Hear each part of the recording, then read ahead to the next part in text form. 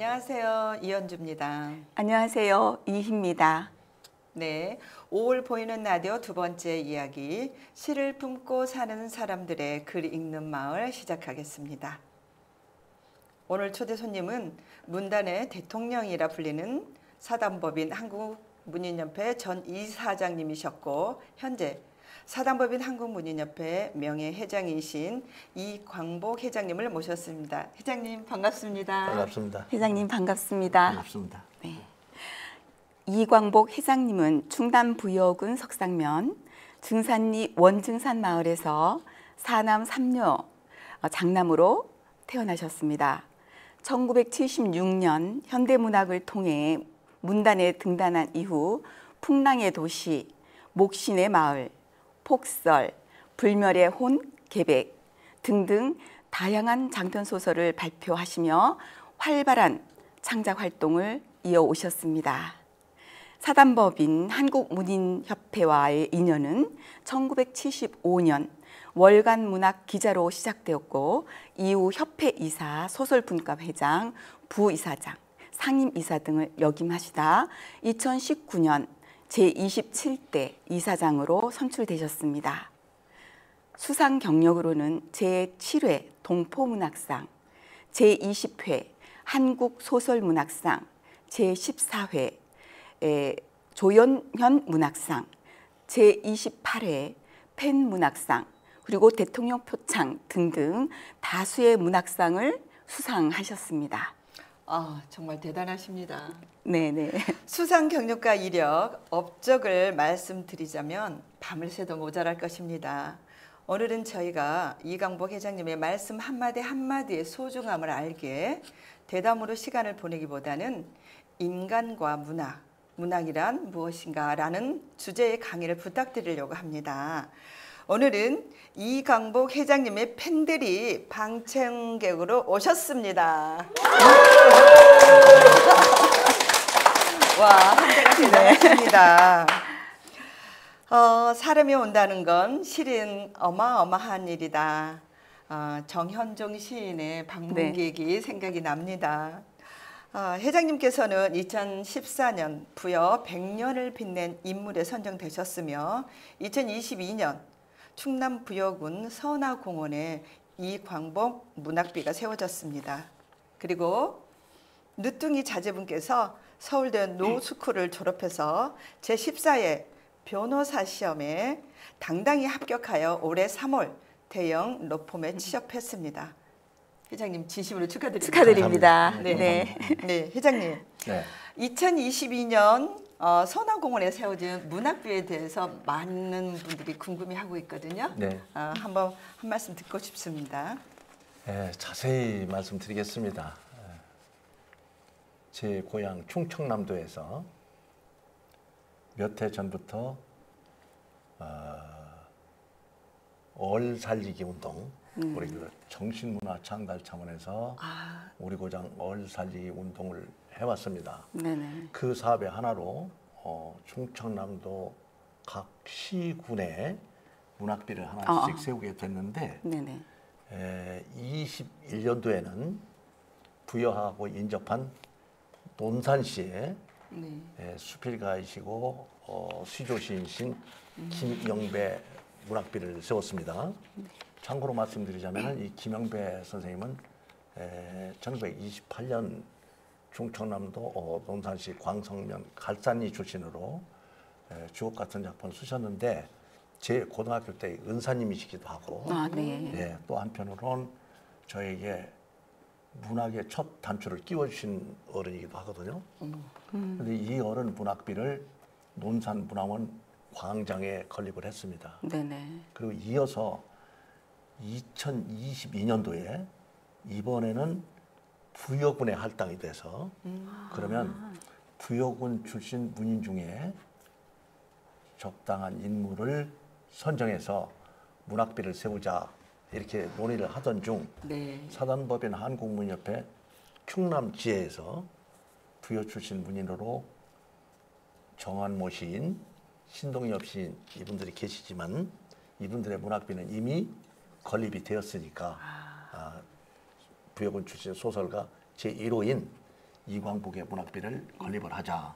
앞서 말씀드린 두 분 선생님은 시인이시고 또 저는 이제 소설가이기 때문에 이렇게 중지가 모아져서 충청남도가 예산 지원을 하고 또 부여군이 예산 지원을 해서 부여읍 선화공원에 번듯한 이광복 문학비를 건립하게 되었습니다.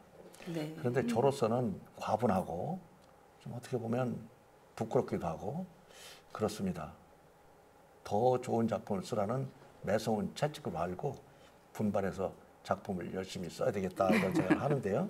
그날 제막식을 하던 날 몹시 추웠습니다. 그럼에도 불구하고 경양각지 많은 문인들이 참석하시고 아낌없는 응원을 보내주셔서 저에게는 큰 힘이 되었습니다. 그리고 이어서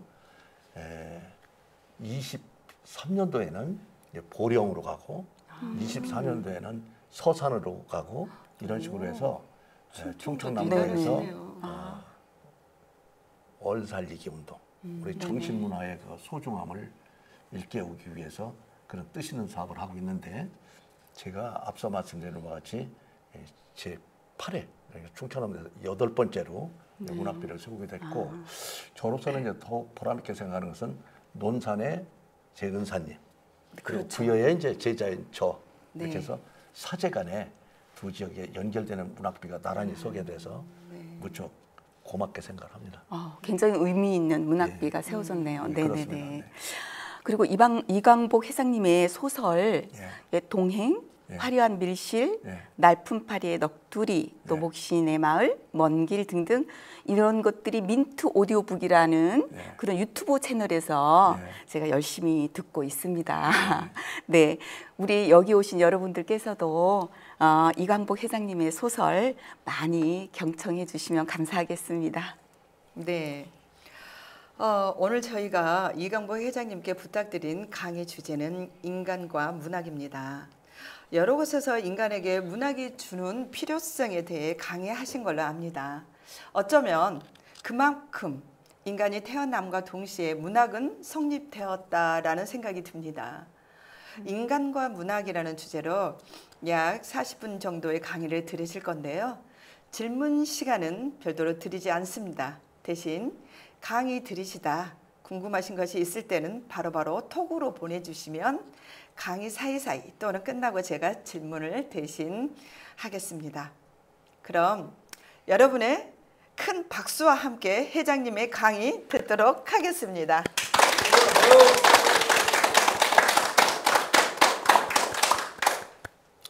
네, 여러분 참 고맙습니다. 반갑습니다. 여러모로 바쁘실 텐데 귀한 시간 내주시고 별로 신통치 않은 제 강의를 들어주시려고 이렇게 모이셨습니다. 다시 한번 고맙다는 말씀을 드립니다. 간단합니다. 문학은 우리 정신에 영향을 주는 정신과 직결되어 있는 분야라고 생각하시면 되겠습니다. 인간이 그 동물의 일부임에는 틀림이 없으나 다른 동물하고 근본적인 다른 점이 있다고 하면 인간은 가치를 추구하지요.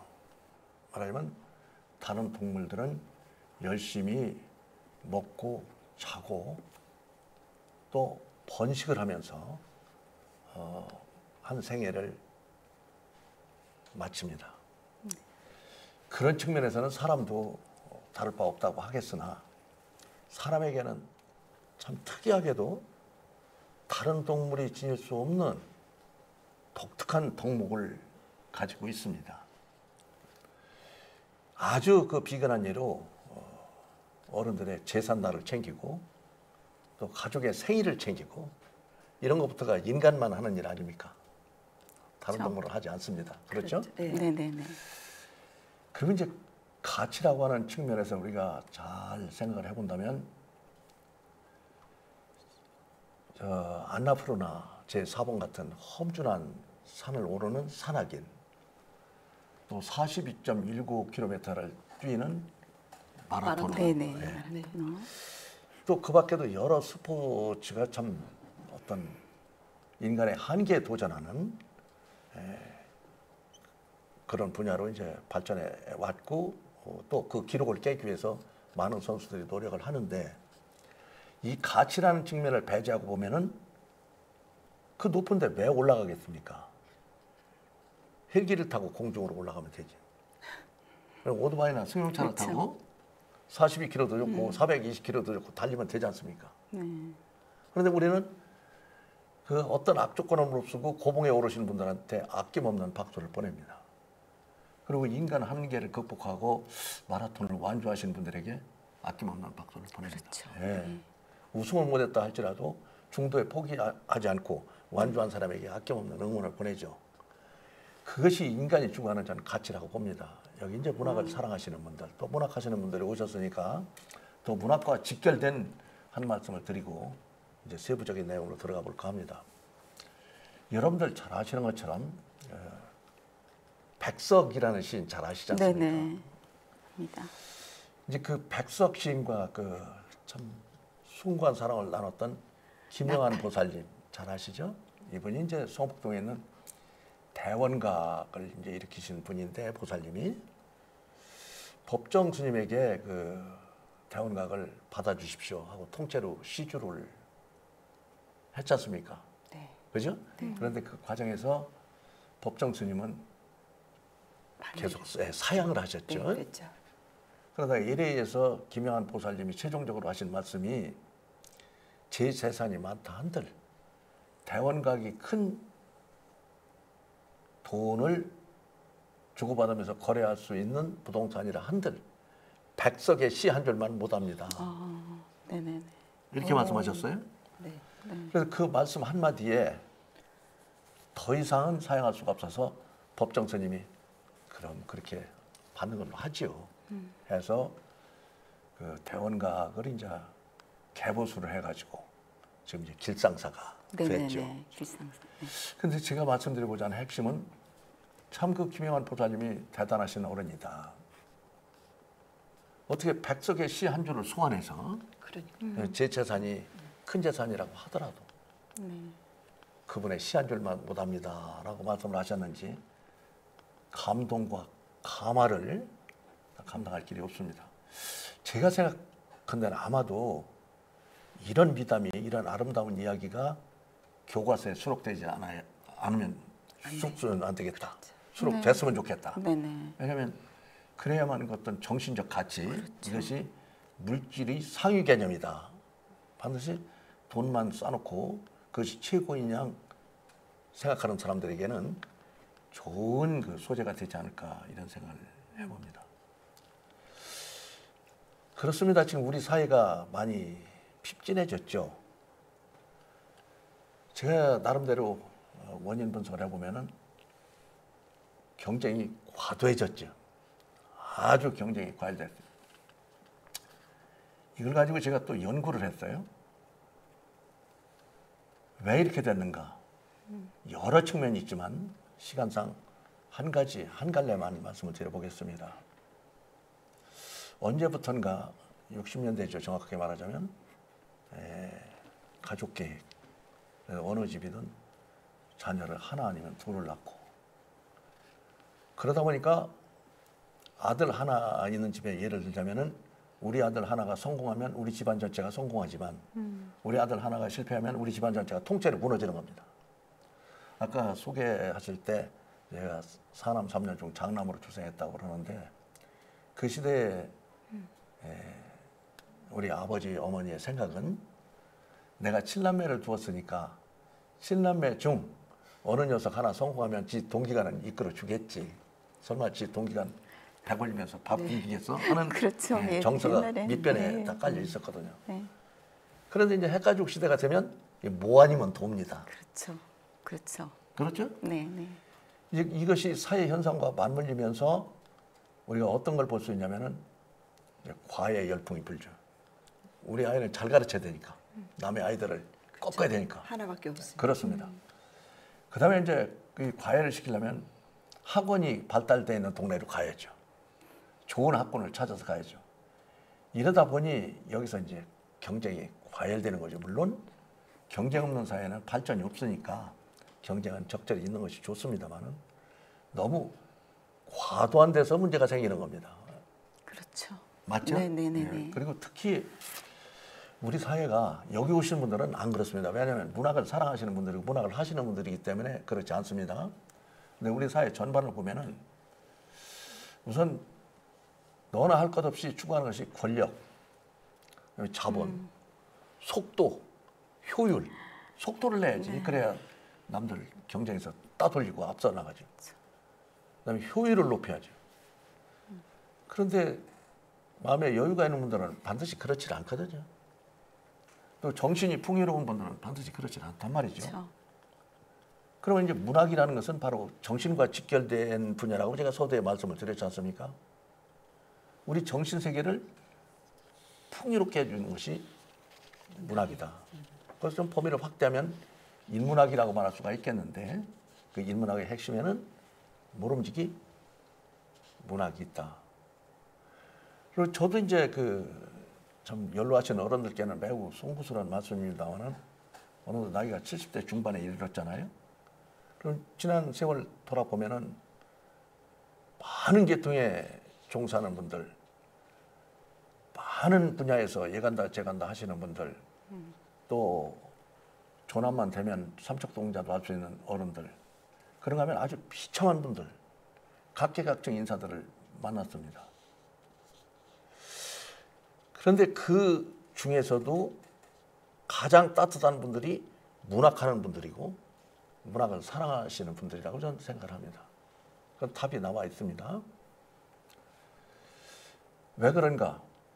문학이라는 자체가 상처받은 영혼들을 위로하고 따뜻한 마음을 전수하고 서로 사랑하는 마음으로 감싸주기 때문에 그렇다고 생각합니다. 다른 사회에서는 상대방을 무찌르고 그 위에 올라서야 제가 이기니까 참 살벌한 경쟁만 있을 뿐이죠. 살아남기 위해서는. 그렇습니다. 그런데 우리 문인들은 서로 당신 좋은 작품 썼어. 후배. 칭찬해줘. 자네 참 이번 쓴 작품 읽을만 하대. 아, 참 어디서 그런 생각이 나와서 그렇게 훌륭한 작품을 썼을까? 서로 위로하고 격려하면서 북돋아 주면 북돋아 줬지. 야, 너 그 작품이라고 썼어 하면서 상대방을 무자비하게 무찌르는 사례는 거의 없거든요. 그래서 참 문학하시는 분들은 마음이 따뜻하구나 하는 생각을 저버릴 수가 없습니다. 저도 이제 그 코로나 이후에는 좀 우리나라 경주사 문화가 많이 바뀌었습니다만은 결혼식이다, 장례식이다 이런데 제가 아는 또 문인들이 많으니까요. 빠짐없이 가지요. 가보면 문인들은 돌아가실 때까지 현역이지 않습니까? 그래서 거기서 만나는 분들은 하객들이든 조문객이든 문인들입니다. 근데 이분이 문인이면서 한때 권력의 한복판에 있던 분인데 권력을 누릴 때 권력 그 언저리에 있던 분들은 축하객이든 조문객이든 잘 보이질 않습니다. 아하, 이분들은 권력을 놓으면 그만이구나. 권력을 누리다가 옷을 벗으면 그걸로 끝나는구나. 그런데 문인들은 남녀노소 가릴 것 없이 서로 동참하고 하는 걸 보면서 역시 문학은 인간의 마음을 훈훈하게 해주는구나 하는 생각을 거듭 되새기곤 합니다. 네네. 네, 실제로 그렇습니다. 네네. 예. 그리고 또 하나 문학의 이제 좋은 점은 아까 많은 분야 여러 계통 종사하시는 분들과 완전 만남이 빈번하다고 말씀을 드렸는데 제 입장에서는 대화가 잘 안 통하죠. 왜냐하면 문학은 보다 더 세상을 인생을 넓게 보거든요. 네. 그런데 어떤 특정 분야에 종사해서 그 분야만 깊이 천착하시는 분들은 그것만 보게. 네, 그것만 알아요. 그 분야만 전문가예요. 예를 들면 아주 쉬운 예를 몇 가지 들어보겠습니다. 여러분 잘 아시는 세종대왕이 1397년생입니다.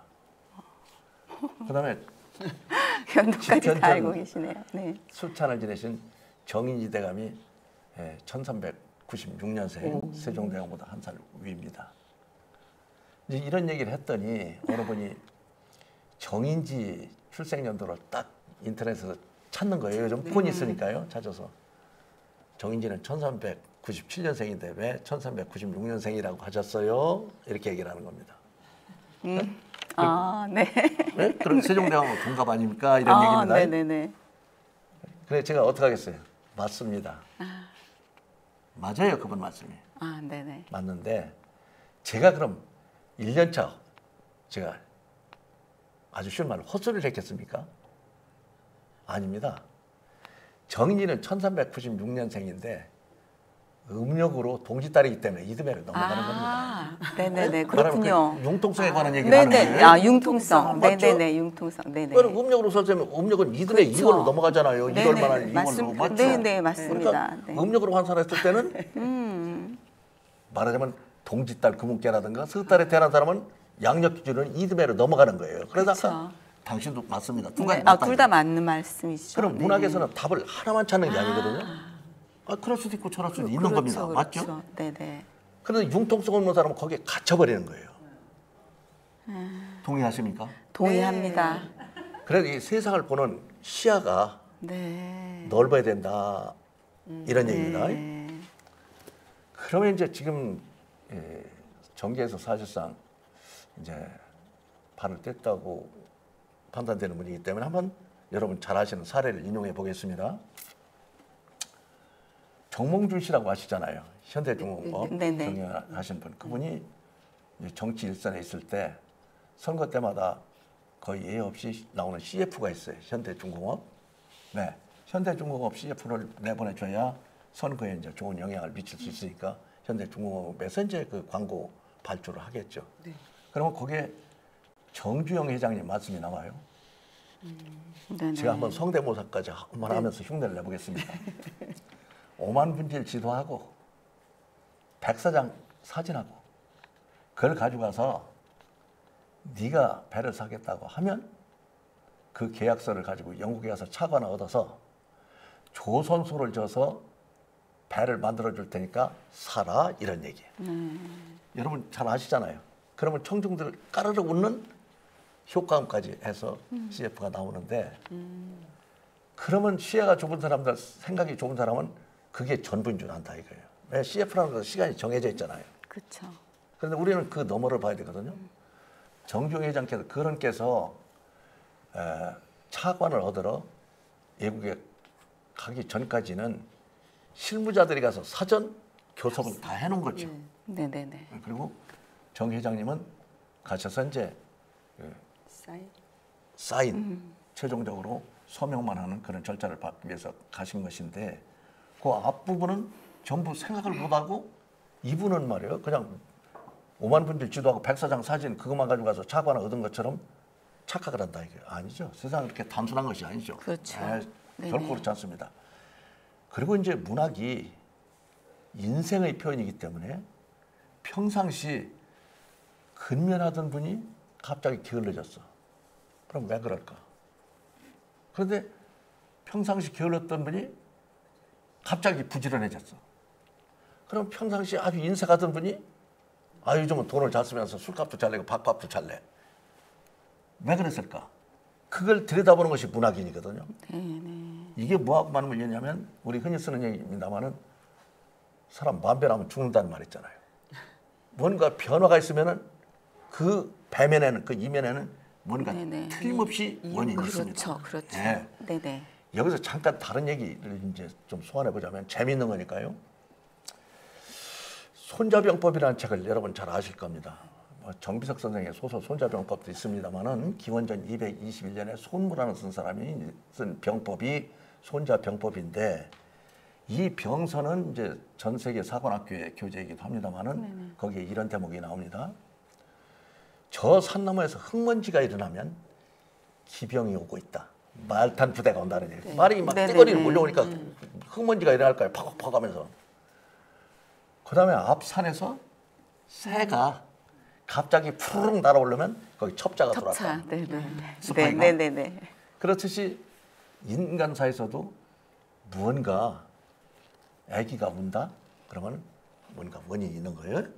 얘기하려고 제가 그 손자병법을 인용을 했습니다만은 여러분 잘 아시는 그 전래동화 가운데 곶감과 호랑이라는 게 있어요.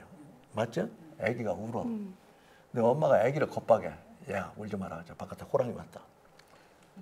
그런데 아기는 여전히 울어. 근데 바깥에는 호랑이 입장에서 보면 호랑이가 왔다고 해도 아기가 울음을 그치지 않고 계속 울고 있네. 나보다 더 무서운 존재가 있나? 근데 엄마가 곶감 줄게. 그러니까 울음을 그쳤어. 그렇죠. 그렇지 않습니까? 네네. 그러니까 호랑이 입장에서는 나는 내가 백수의 왕이라고 생각했는데 곶감이라는 진짜 무서운 네네. 대단한 맹수가 있나 보다. 그렇죠. 그래서 이제 호랑이는 거기서 꼬랑지를 슬픔을 내리고 이제 밖으로 도망가고 애기는 이제 울던 울음을 멈췄다 하는 게 이제 그 곶감과 호랑이 그 전래동화의 이제 줄거리인데 그러면 이제 거기서 전해주는 메시지 흔히 이제 소설에서는 그 주제라고 그러죠. 다른 수필이든 시에서도 주제, 영어로 테마라고 그러죠. 네네. 테마는 아기가 울면 아기가 왜 우는지 그 속을 헤아려서 아직 말문이 트이기 전에 아기한테 필요한 것을 줘야 울음을 그치는 것이지 무슨 호랑이네 물에 찍어다 붙여서 겁박을 그렇죠. 한다고 해도 그치는 것은 아니다. 그런 네네네. 얘기 아니에요? 네네. 맞죠? 네. 그러면 이 전래동화 간단한 재미있는 어린이들 다 아는 이 전래동화에서 가르치는 것은 인간에 대한 즉 인생에 대한 성찰이거든요. 애기들 욱박질러 가지고 벌을 고쳐지겠어요? 구슬르고 그렇죠. 달래고 그래야죠. 그 네네. 원인을 제대로 파악을 해서 말하자면 제대로 된 처방을 내야 네네. 해결이 된다. 그런 얘기입니다. 여기서 팁을 하나 드릴게요. 그 곶감과 호랑이라는 그 전래동화가 저 초등학교 다닐 때 교과서에 실려 있었는데 또 중고등학교 다닐 때는 이제 각 과목을 가르치는 선생님들이 여러 분 계셨는데 북에서 월남하신 선생님이 북에서 그 공부를 하는데 북한의 학생들, 선생님들도 이해를 못했다는 겁니다. 왜? 북한에는 곶감이 없으니까. 네네네. 네. 그죠? 이제 감이 그 아열대 식물이잖아요. 그렇죠. 그런데 이제 지금은 유통이 되니까 곶감이든 뭐든 다 실어 나르지만 그전에는 그렇게 유통이 활발하지 않았고 또 6.25 전에는 해방직후에 남북한이 교과서를 함께 썼잖아요. 그렇죠. 그런데 이 곶감이라는 이 단어를 놓고 곶감이라는 게 어떻게 생겼는지 도대체를 알 수가 없으니까 가르치는 선생님도 애를 먹었을 뿐더러 그저 그런 게 있나 보다 하면서 짐작만 했다는 무서운 것이죠. 놈이다. 아. 그래 월남을 해서 곶감이라는 걸 실제 먹어보고 그러니까 이 전래동화도 이해가 되더라 그런 말씀을 하셔서 네네. 이제 소설 쓰는 우리 저 박혜주 회장님이나 저 같은 사람은 그런 것도 말하자면 고증이라고 할까 현장 증명이라고 할까 틀림없이 해내야 되거든요. 네네. 그렇죠? 얼토당토 하는 얘기하면 안 되는 것이죠. 그래서 전 이 곶감과 호랑이라는 전래동화를 놓고 제 나름대로 합리적 내피셜이라 할까 생각을 해봤어요. 근데 우리나라에서 호랑이가 최종적으로 포살된 것이 어디냐면 소백산 자락이었어요. 그리고 공식적으로 태백산이 아니고 소백산이에요. 소백산이에요. 그래서 그 뒤로 이제 호랑이는 공식적으로 없다라고 네네네. 이제 얘기를 하고 있는데 그래 이 소백산 자락하고 맞물려서 이 동화가 전래동화가 어디서 생겼을까 이제 추리를 해보니까 요즘 상주 곶감 유명하죠. 네네네네. 그지? 상주 하면 그 곶감. 소백산 자락이죠. 그러니까 호랑이가 출몰할 만한 지역, 그다음 곶감이 많이 나는 지역에서 이 곶감과 호랑이 이야기가 나왔을 것이다. 여러분들 거기까지 생각 못 하셨죠? 유추가 되네요. 맞죠? 말씀하시니까. 그렇죠? 네네. 처음에 이제 그 백석 시인과 이제 그 김영한 보살 그 말씀도 이제 드렸습니다만은 이런 것 상상력까지 동원해서 작품을 읽으면서 그냥 글자만 읽는 것이 아니고 거기서 주제 파악을 하고 네네. 또 내 나름대로 추리도 해보고 유추도 해보고 하는 것이 문학이다 이런 네네. 생각을 합니다. 그런데 이제 그 소설의 경우는 특히 상상력의 산물이기 때문에 소설가들은 대부분 상상력이 발달해 있다고 보시면 됩니다. 기왕에 이제 그 전래동화 그 곶감과 호랑이였으니까 나무꾼과 선녀 얘기 하나 한번 하고 넘어갈게요. 나무꾼이 하루 나무를 하러 갔는데 포수에 쫓기는 사슴이 있어요. 네. 그런 이제 그 사슴이 그 나무꾼에게 사슴을 숨겨주니까 말하기를 그렇죠. 네네. 어디 가면은 선녀가 내려와서 목욕을 할 텐데 날개 옷을 잘 요즘 말로 얘기할게 꼬부쳐 놨다가 애기 셋 날 때까지 주의만 있다가 셋 나면은 그때 사실관계를 얘기하라. 이것이 이제 골간을 이루고 있단 말입니다. 그런데 이 이야기를 소환하는 거 여러분한테 질문 한번 해보려고. 근데 이 나무꾼과 소녀가 교과서에서 빠졌어요. 왜 빠졌겠어요? 제가 오늘 또 팁 하나 더 드릴게요. 제 생각에는 날개 옷을 훔쳤다는 것 때문에. 맞았어요, 바로. 그죠? 야, 정답입니다. 그런가요? 역시 문학하시는 분은 달라요. 다른 분야 종사하시는 분들은 몰라요. 왜냐하면 교장님, 역시 맞아요. 정답이에요. 그 서사 자체는 기가 막힌 거예요. 그렇죠. 기가 막힌 거예요. 네네. 참 기가 막힌 거예요. 여기서는 주제는 복은 아니에요. 복은 은혜에 보답하는 그렇죠. 거. 은혜에 받는 건데. 살려줬으니까 네. 그 나무꾼에게 그만한 은혜를 갚아야죠. 보답을 해야죠. 그렇죠. 이제 보답을 가르치는 건데 그리고 그 내용 자체가 기가 막힌 거예요. 우리 어른들이 읽기에는 다 읽어야 되고 다 알아야 돼요. 근데 교과서에 실리기에는 적절치 않다는 얘기죠. 애기들한테 날개옷 훔치는 걸 가르쳐야 되니까. 그렇죠. 그리고 날개옷을 훔치면 그게 절도가 되고 실정법으로. 그렇죠? 그래 이제 벌거벗은 선녀가 못 가니까 이게 말하면 위기에 의한 납치가 되고. 그렇죠. 그리고 자기 의지와는 관계없이 또 잠자리를 같이 하게 되니까 성문제 이런 게 또 생기고. 그렇죠. 법적으로 해석을 한다면 여러 가지 복잡한 게 생기는 것인데 서사 구조 자체는 기막히지만 그렇죠. 잘하는 세대에게 가르치기는 부적절하다. 그래서 교과서에서 배제가 된 겁니다. 역시 잘못하면 감옥에 교장 선생님이 진짜 또 남성가시죠. 문화가 사랑하십니다. 근데 그 두 가지는 제가 유출을 못했네요. 훔쳤다는 거는 제가 유출을 했는데 한두 가지 걸리는 게 아니에요. 네네. 그래서 이제 가사 교과서에 실리는 소재라고 한다면은 의존 형제 있잖아요. 그지? 볕단이 이제 형제가 왔다 갔다. 그거는 실렸잖아요.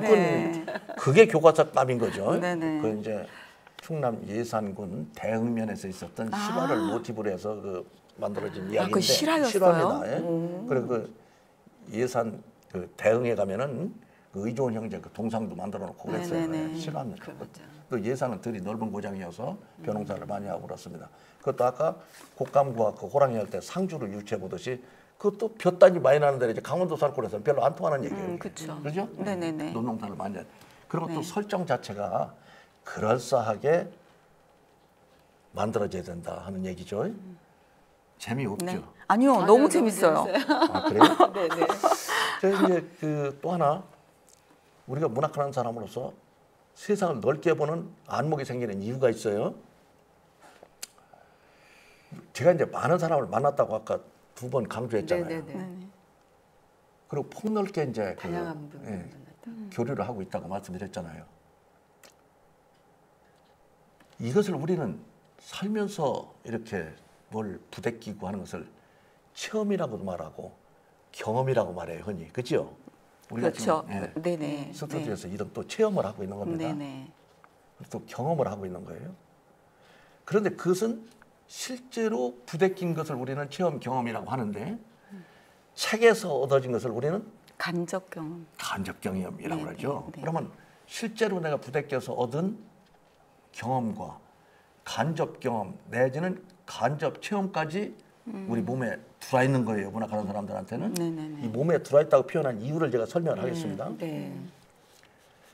이제 그 문학하지 않는 다른 분야 종사하시는 분들의 말씀을 들으면 나는 책을 읽으면 돌아서자마자 까먹어. 다 읽죠. 다 그렇게 말씀들 하시는데 전혀 걱정하실 필요가 없습니다. 제가 그런 분들한테 위로를 드려요. 걱정하지 마세요. 보세요. 우리 어렸을 때는 콩나물을 집에서 길러서 우리 어머니들이 콩나물국도 끓이고 콩나물 무침도 하고 그러셨어요. 그러면 시루에 콩나물을 안 쳐서 물을 줘요. 그럼 물은 새잖아요, 계속. 물이 시루에 고이는 게 아니에요. 고이게 하려면 단지에다 하지. 시루에다 안 치진 않지. 시루는 밑에 구멍이 뚫려서 물이 빠지게 돼 있잖아요. 그래서 물빠지라고 이제 그 시루에다 하는 것인데, 그래 물은 고이질 않는데 콩나물은 자라. 자라는 건 보이질 않는데 어제보다는 오늘 콩나물 통통하게 살쪄서 올라오고 있어요. 이렇듯이 책을 많이 읽으면 그것이 자양분이 돼서 자기 지식 세계가 시야가 넓어지는 거예요. 그럼 뭐 저는 뭐 시다 소설이다 많은 저 작품들을 머릿속에 그냥 통째로 기억하고 있습니다만은 그것이 능사가 아니고 문학 작품을 읽는 동안에 자기의 안목과 시야가 넓어진다 이런 얘기죠. 그러니까 이제 좀 말하자면 잊어버렸다. 더 이제 쉬운 말로 까먹었다. 이렇게 말씀하시는데 하나 걱정할 필요가 없어요. 다 그것이 나한테 자양분으로 스며들어와 있는 거예요. 쌓여 있다는 거네요. 그렇습니다. 그러니까 내면에, 시야가 넓어지는 거예요. 축적돼 아까 이제 그 1396년, 1497년 이 말씀도 드렸습니다만은 제 고향 절친하게 지내는 친구가 다른 분야에 종사하는 아주 전문가예요. 유명인인데 우리 부에 사막사를 기리는 사당이 있어요. 호란 때 오랑캐들한테 인질로 잡혀가신 오달재, 홍익한, 윤집 이 사막사를 기리는 사당이 있는데 그분이 저한테 초등학생보다 더 못한 질문을 해요. 왜 그 사막사의 사당이 부여에 있습니까? 그러면 제가 거기서 알아듣기 쉽게 설명을 했어요. 뉴욕 제과가 뉴욕에만 있어야 됩니까? 맞죠? 그게 정답이네. 아이 그럼 저 부산 식당이 서울에도 있고 그쵸. 서울 식당이 부산에도 있고 맞죠? 네네. 엄청 그렇게 들으니까 타당하네요. 그런 겁니다. 네. 그리고 거기다 또 얘를 더 재밌게 들려고 이거저거 주워 섬기는데 김포공항이 행정구역으로 지금 서울특별시 강서구 공항동입니다. 근데 강서구로 편입되기 전에는 거기가 김포군이었어요. 경기도죠. 그러니까, 그렇죠. 네. 공항이 들었을 당시에는 경기도 김포군에 공항이 들어섰기 때문에 공항 명칭이 김포공항인데 훗날 행정구역을 서울특별시로 편입을 시켰기 때문에 현재는 서울특별시 안에 있으면서도 이름은 김포공항 아닙니까? 그렇죠. 그렇죠? 네네. 근데 그 시야가 좁은 사람은 분별력이 없는 거예요. 네, 그렇죠. 그리고 더 재미있는 예를 들었어요. 예를 드렸어요 그분한테. 우리 서울에 동대문구 있죠. 그럼 동대문이 있어서 동대문구 아닙니까? 근데 실제로 동대문은 종로구 창신동이에요. 동대문은 그 밖에요. 네네네. 제기동, 용두동 그쪽이 동대문구라고. 그래서 여기에서 벗어나지 못하면은 세상을 제대로 볼 수가 없는 거죠. 인생을 제대로 볼 수가 없는 거예요. 인생은 복잡다단하잖아요. 그죠? 굉장히 복잡합니다. 네. 그래 또 이 대목을 소환하면서 제가 중요한 팁을 드릴게요. 원래 문학이 일리어드 오디세이가 아테네와 스파르타가 싸우는 얘기 아니에요? 그렇죠. 맞죠? 네네. 그럼 그 그리스 시대의 고전 중에 고전이라 이거죠. 그럼 그걸 뭐라 하냐면 서사시라고 그러죠. 네네. 사건이 있는 시니까 역사. 장시, 네네. 서사, 네네. 스토리가 있는 거예요. 그냥 우리가 말하자면 서정시처럼 네네. 감정만 노래하는 것이 아니고 그 막 전쟁의 역사가 거기에 들어있잖아요. 그래 이 서사 구조만 극도로 발달시킨 것이 소설이라 이런 얘기죠. 그 극시 말하면 아리스토텔레스의 시학 이후에 소크라테스 시절에 히랍극이 전성시대를 이루고 있었잖아요. 네네. 시극 또는 극시라고 하죠. 그렇죠. 그리고 소포클레스, 유리피데스의 이제 시곡들, 뭐 안티고네, 오이디푸스 왕, 그 시곡들 있잖아요. 그리고 이제 그 산업혁명 때까지 쭉 이제 소설이 발전해 나오는데 산업혁명 전까지는 되게 소설이 공통점이 있잖아요. 우리 학교 갈 때 다 배웠어요. 말하면 권선징악, 그지? 인과응보, 해피엔딩. 우리 뭐 춘향전, 심청전 다 보면 그렇잖아요. 다 재밌게 끌고 가다가 뒤에 가서 해피엔딩하면 다 뒤집어지면서 결말이 나잖아요. 근데 산업혁명을 겪으면서 사람들을 가만히 보니까 우리 피부를 느껴요. 반드시 착하게 산다고 해서 흥부처럼 잘 되는 건 아니잖아요. 그렇잖아요. 맞죠? 저 사람은 참 천사 뺨칠 정도로 착하게 사는데 하는 족족 안 돼. 안 풀려. 근데 아주 무지막지하게 얘기하자면 저놈은 말이야 배락을 맞아 10번쯤은 맞아야 되는데 저놈은 뭔가 잘 돼. 잘 되고. 실제 주위 보면 그렇잖아요. 네네. 많이 사람들이 어떤 가치관, 인생관이 바뀌는 거예요. 네네. 복잡하다라구나. 이 인생사가 이렇게 단순한 게 아니구나. 이게 천갈래 만갈래. 그렇죠. 그리고 우리 가면 가장 쉬운 속담으로 10길 물속을 알아도 한 길 사람 속으로 모른다고 하지 않습니까? 그 인생의 내면을 들여다보면 별개다. 네. 별개다. 그래서 소설을 작을 소자 말씀 소자 소설이라고 그래요. 소설은 죽을 때까지 깨놨어도 작은 이야기지 인생 전체를 담아낼 수가 없는 거예요. 그럼 왜 대설이라고 그러지 왜 소설입니까? 그렇죠? 그런 걸 생각 안 해봤어요. 대화 소설이 그냥 소설은 소설이구나 이랬지. 그래서 문학하는 사람은 골고루를 보기 때문에 여러 가지 생각들을 여러 갈래를 종합적으로 볼 수 있다 이거죠. 재밌어 하시니까 진짜 재밌는 얘기 하나 할게요. 네.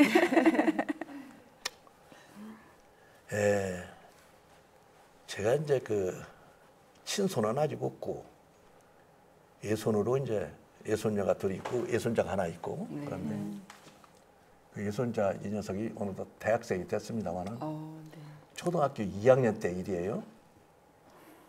저희 집으로 전화를 걸었다는 거예요. 저희 집사람 얘기입니다. 그래서 집으로 전화가 오길래 제 집사람이 전화를 받았어요.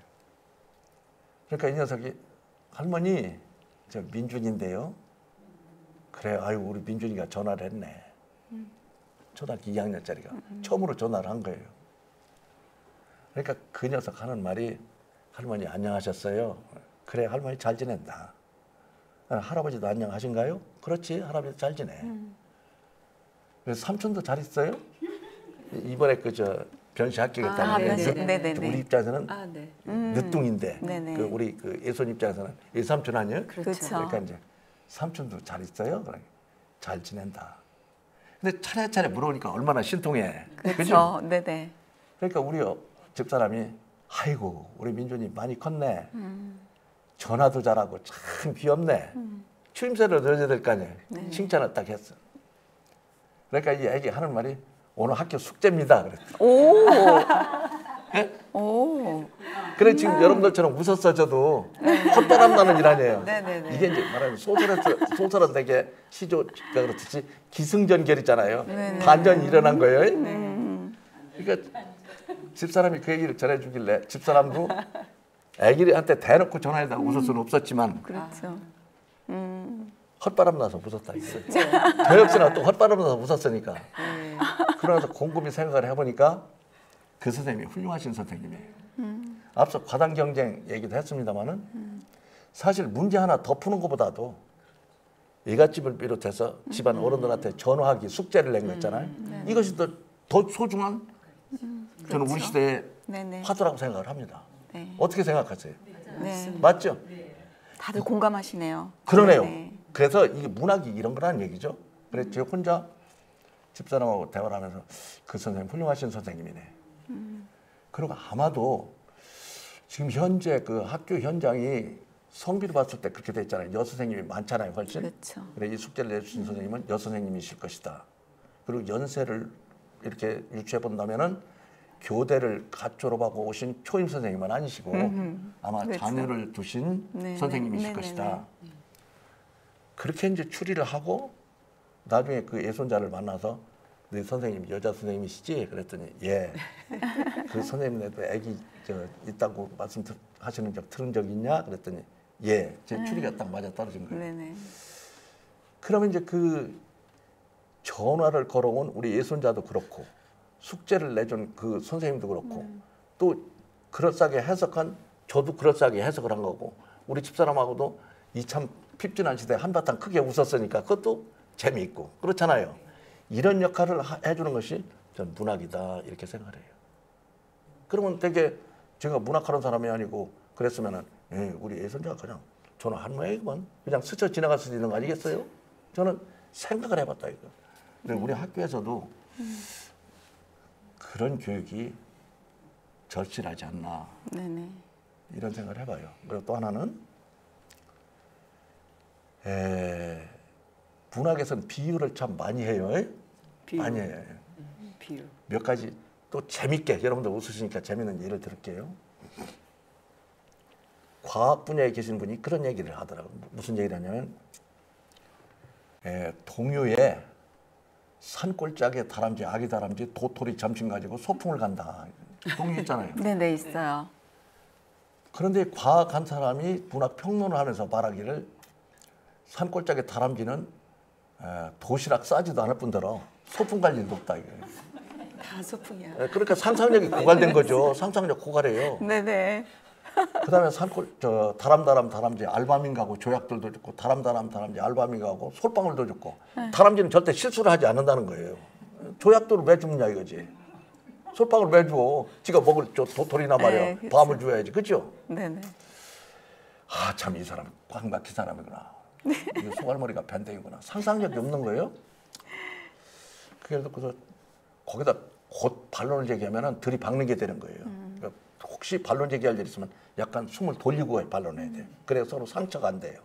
약간 한숨 돌리고 좀 사이를 뒀다가 사장님 아시다시피 제가 문학하는 사람이잖아요. 문학에는 비유라는 게 있어요. 선생님의 지금 말씀에 대해서 제가 정리된 생각, 지금 즉흥적인 생각은 아니고 오래 가지고 있던 생각을 말씀드릴게요. 저기 달을 보면 밤에 거기 개수나무 한 나무 토끼 한 마리가 있다고 하는데 그것은 개수나무도 아니고 토끼도 아니고 분화구라고 이제 과학적으로 입증이 됐어요. 분화구잖아요. 네네. 근데 우리는 개수나무하고 토끼 한 마리라고 생각을 해야 인생이 재밌어지고 각박해지지 않는 거예요. 그렇지 않습니까? 그렇죠. 실제로 그렇잖아요. 그리고 박목월 선생님 시 저 유명한 나그네가 있어요. 구름에 달 가듯이 가는 나그네. 네네. 근데 과학적으로 보면 달에 구름이 가는 거예요. 달이 저 멀리 있고 그 앞으로 지금 구름이 날아가고 있는 거예요. 근데 우리 육안으로 볼 때는 구름에 달 가듯이 구름이 가만히 있고 달이 가는 것 같잖아요. 그렇죠. 이게 과학적으로 정말 일종의 착시 현상이에요. 우리가 저 고속버스 터미널에서 버스 타고 앉았는데 앞차가 딱 떠나면 내 차가 추진하는 것 같잖아요. 네. 그죠? 내다보면. 네. 그래 구름에다가 듯이 같은 거예요, 그죠? 그러면 선생님의 논리대로 하면 그럼 장대 같은 소나기가 쏟아진다 그러면 장대가 막 쏟아져야 되겠네? 그건 아니잖아요. 그래 문학적 표현은 은유와 비유가 있잖아요. 그렇죠? 네. 그래 어느 유명한 이제 평론가가 아주 유명한 분이에요. 여러분들 아마 읽으신 분도 계실 거예요. 잘 아시는 저 흥부 염상섭 선생이 맞습니다. 1921년 개벽지에 표본실의 청개구리를 발표하면서 문단에 나오셨는데 21년이 굉장히 중요한 해예요. 그래서 왜?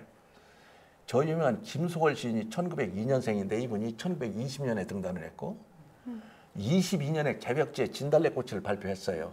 그 사이가 21년이잖아요. 네네. 그러니까 흥부 염상섭이 등단 연대가 그때라는 얘기예요. 염상섭은 우리 김동인보다 3살 더 많아요. 김동인 소설가 1900년생, 염상섭은 1879년생. 안중근 의사 만해 한용운하고 동갑이에요. 염상섭 사이. 그런데 그 표본실의 청개구리 전반부에 보면 뭐가 나냐면 생물 시간에 개구리를 해변하고 이렇게 딱 배를 째서 V자로 째는데 거기서 김이 모락모락 나왔다 이거예요.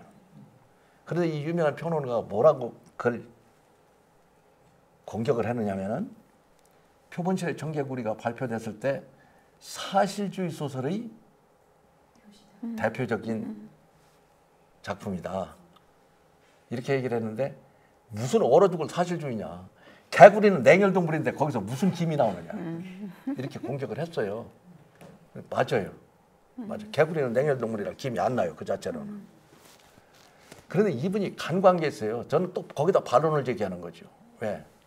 문학의 세계에는 상상도 있고 비유도 있고 여러 가지가 있는 거예요. 나 배고파 죽겠다 그러면 그러면 배가 고픈 것이지 금방 죽지 않아도 우리가 과장법으로 얘기하잖아요. 그리고 또 있어요. 과학적으로 접근하면 이 실험실의 온도가 바깥 온도하고 어떤 상관관계를 따져야 냉혈동물에서도 김이 날 수가 있고 안 날 수가 있는 거예요. 우리가 냉장고 열면 냉장고에서 김 나잖아요. 네네. 그렇죠. 나잖아요. 네네. 냉장고 열면은 김이 푸썩 나와요. 그런 걸 간과하고 매도해서는 안 된다 이거죠. 그런데 그 매도하는 사람은 아까 여러 사례를 들었습니다마는 생각이 편협해서 그런 거예요. 그리고 저한테 어느 평론가 또 결정적인 실수를 했어요. 박목월 선생 아까 제가 소설을 하면서도 시를 좀 인용을 하고 시인들을 소환을 하고 있습니다만은 송아지 얼룩송아지 엄마소도 얼룩소 엄마 닮았네.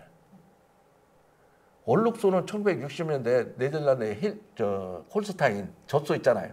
그게 들어왔는데 왜 박목월 선생 그 전에 알지도 못하면서 얼룩소 얘기를 했냐 이거예요.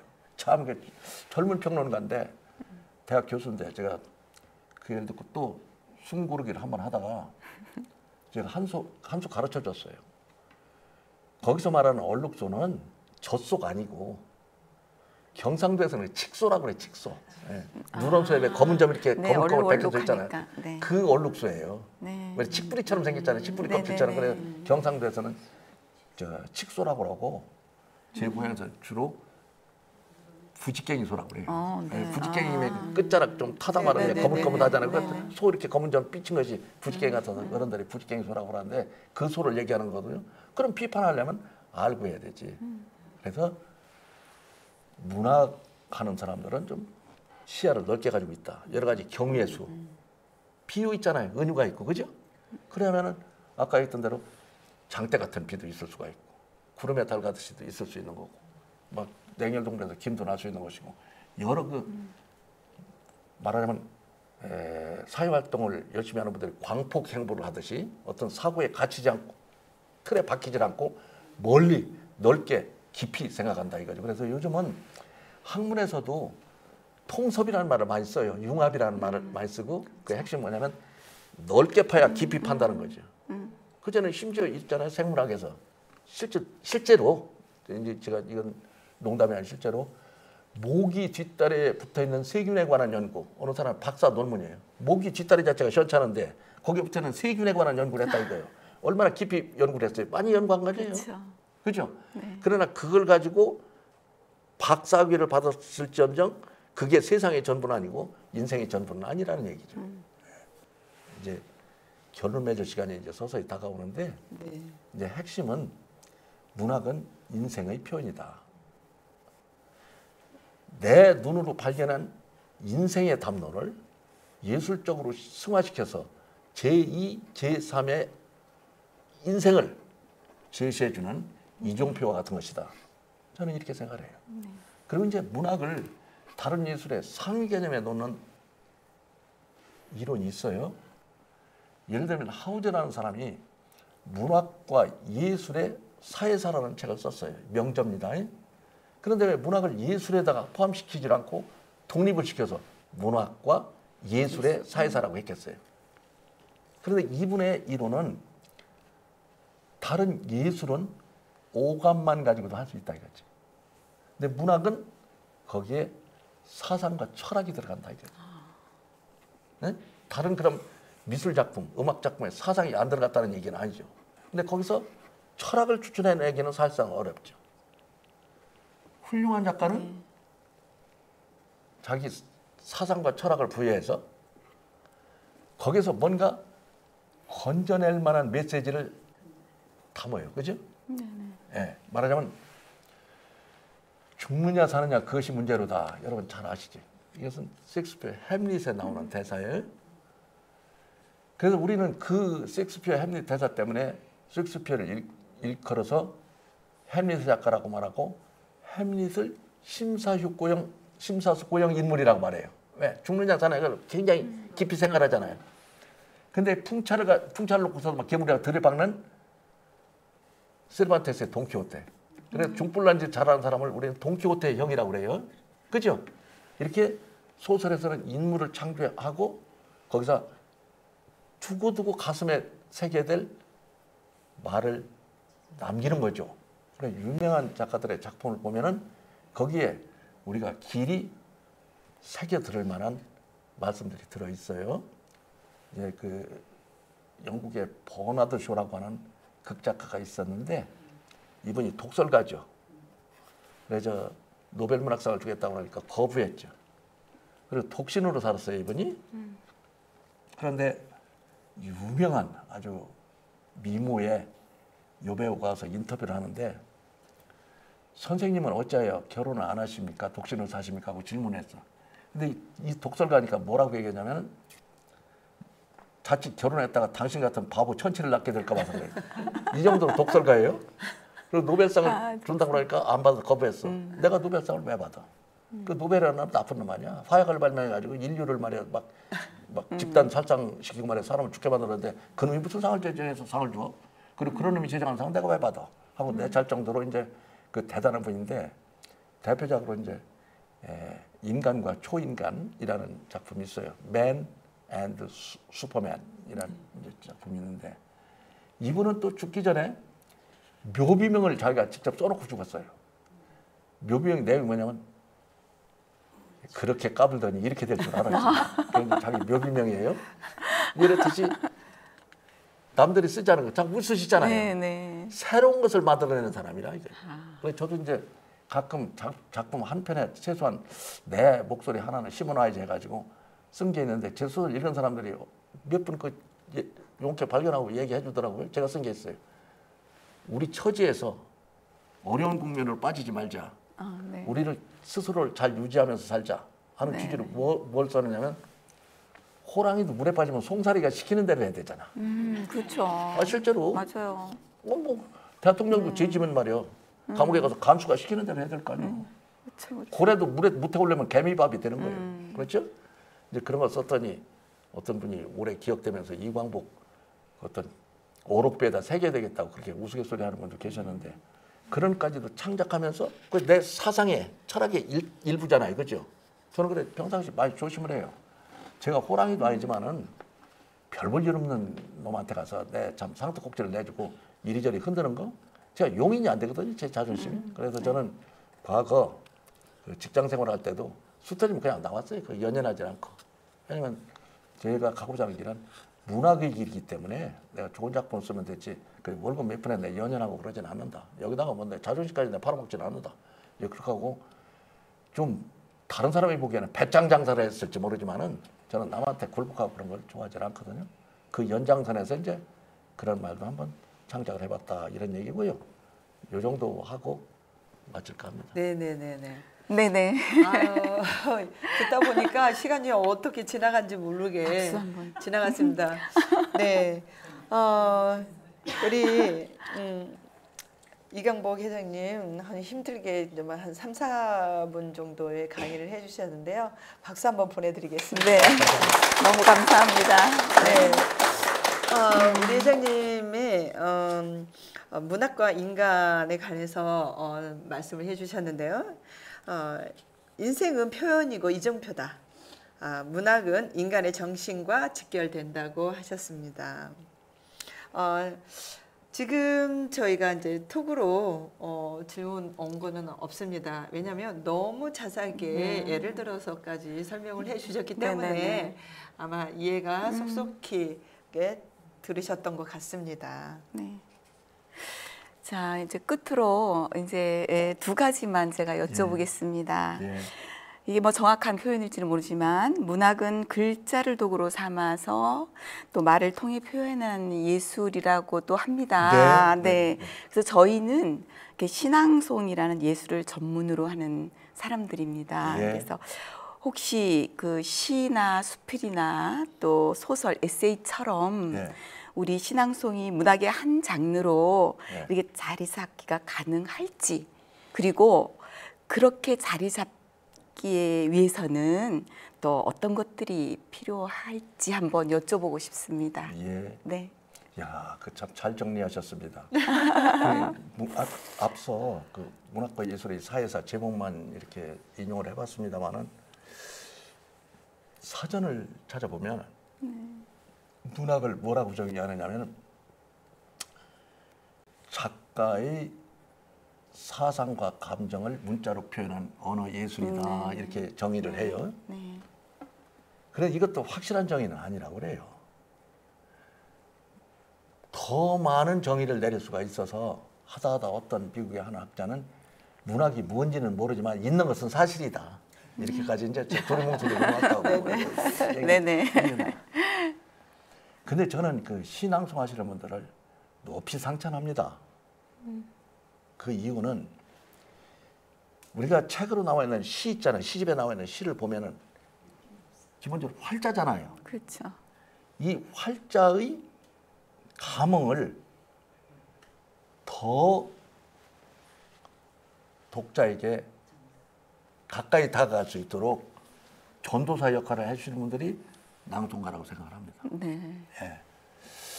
그래 우리가 노래도 예를 들어서 악보로 노래를 볼 수가 있고 가사로 노래를 볼 수가 있지만 가수가 노래를 불러줘야 그렇죠. 이게 음과 곡과 가사가 청중들한테 와서 꽂히잖아요. 맞죠? 네네. 신앙송도 좀 그런 거라고 생각해요. 그래서 신앙송 잘하시는 분들 여기 두 분을 비롯해서 오늘 저 자리를 빛내주시는 분들 신앙송 하실 때마다 진짜 행복합니다. 그리고 앞서 제가 문학은 인생의 표현이다라고 말씀드렸는데 결국은 문학이야말로 삶과 질, 네네. 삶의 질, 삶과 행복 이거하고 동전의 양면처럼 맞물려 있다 이렇게 말씀드릴 수 있겠습니다. 신앙송이 더욱 활성화되고 많은 그 신앙송가들이 좋은 시 계속 낭송해 주셨으면 하는 바람을 가지고 있습니다. 여러분들이 계신 한 저는 항상 행복할 것 같습니다. 네, 감사합니다. 네, 네, 네. 조금 이제 저희가 답변이 좀 부족한 부분이 있는데요.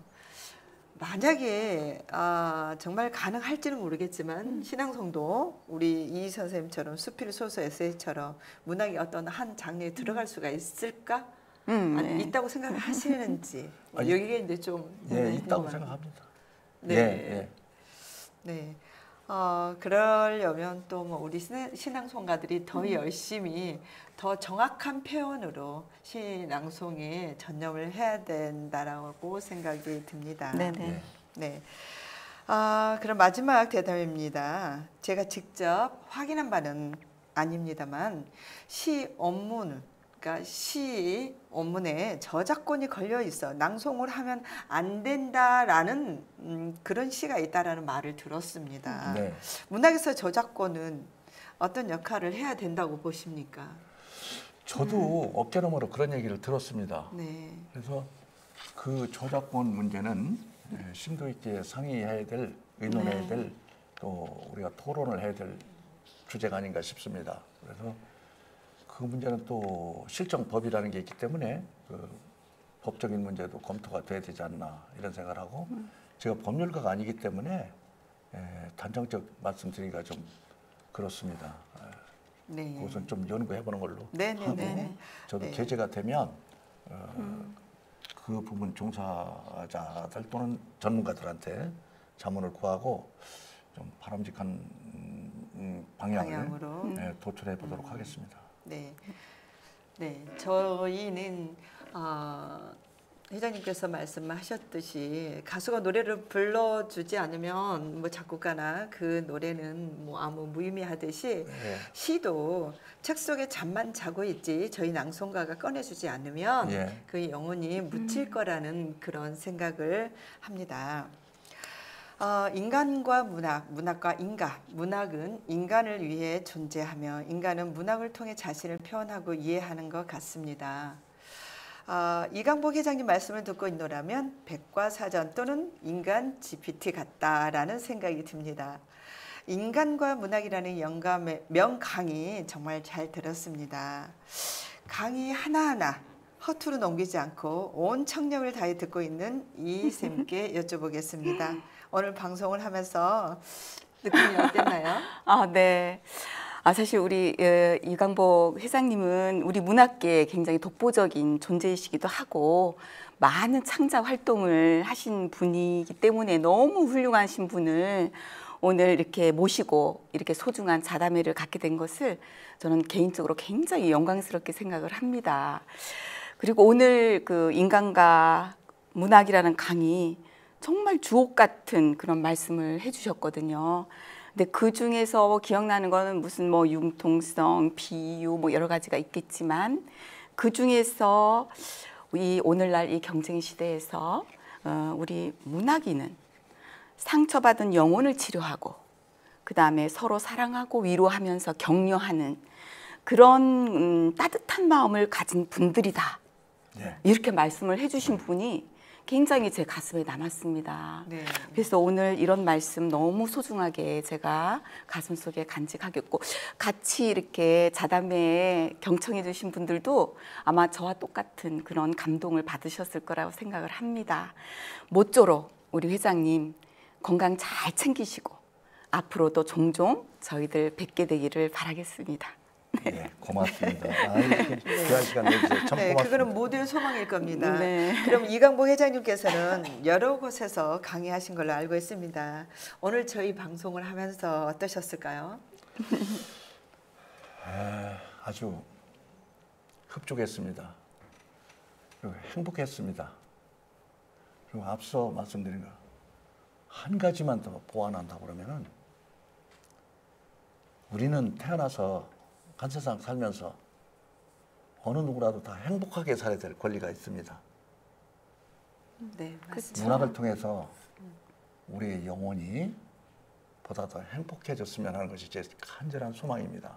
네. 그리고 제 자신은 문학에 종사해 왔기 때문에 후회도 아쉬움도 미련도 없고 매우 행복합니다. 권력, 자본, 많은 분들이 추구하는 어떤 가시적인, 형이하학적인 목표 또는 그런 세계보다는 그래도 영혼만큼은 병들지 않게끔 잘 지키려고 했던 제 노력, 물론 힘들었지만 아주 행복한 삶을 살아왔다 이렇게 말씀드리고 싶습니다. 여러분이 계셔서 더더욱 행복합니다. 네. 오늘은 정말로 소중하고 귀한 말씀들을 많이 들었습니다. 아쉽지만 시간이 다 되어서 저희 이제 이걸로 방송을 맺으려고 합니다.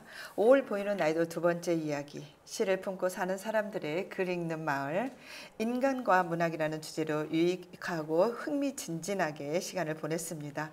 다시 한번 이강복 회장님께 감사의 말씀을 드리겠습니다. 6월 보이는 나도 첫 번째 이야기, 시를 품고 사는 사람들의 시 읽는 마음에서는 부천 문인협회 문신진 시인과의 대담이 준비되어 있습니다. 오늘 함께해 주셔서 두 분 그리고 여러분께 진심으로 감사드리겠습니다.